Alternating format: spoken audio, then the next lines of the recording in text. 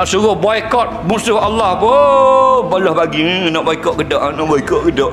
Kalau orang bunuh anak-anak kita kau ni, berasa nak marah tak? Dah. Yang dibunuh tu kan saudara kita. Kita kena bantu ya syuddu ba'duhum ba'dha. Saling menguatkan satu sama lain.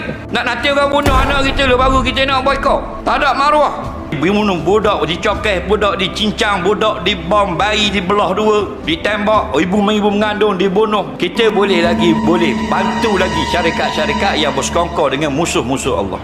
Pasal apa? Pasal kita tidak ada perasaan rasa kasihan pada orang lain.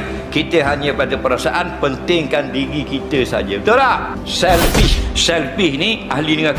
Orang yang penting diri. Man lam yahtama bi umuril muslimin falaisa minhum. Orang yang tidak ambil berat dengan apa yang berlaku pada umat Islam yang lain, dia bukan kalangan umat Islam. Kita tak mampu nak naik, nak buat kereta kebal, nak atur dinum. Kita tak mampu nak buat jet, nak atur dinum. Tapi kita mampu mengurangkan atau merendahkan atau mengurang lariskan ekonomi mereka. Itu yang kita mampu. Fala yudraku kullu, la yutruku kullu. Apa yang kita tak mampu buat semua, jangan tinggal semua. Buat sekadar yang kita mampu. Doa kita daripada jauh. Tak, doa pun tidak juga.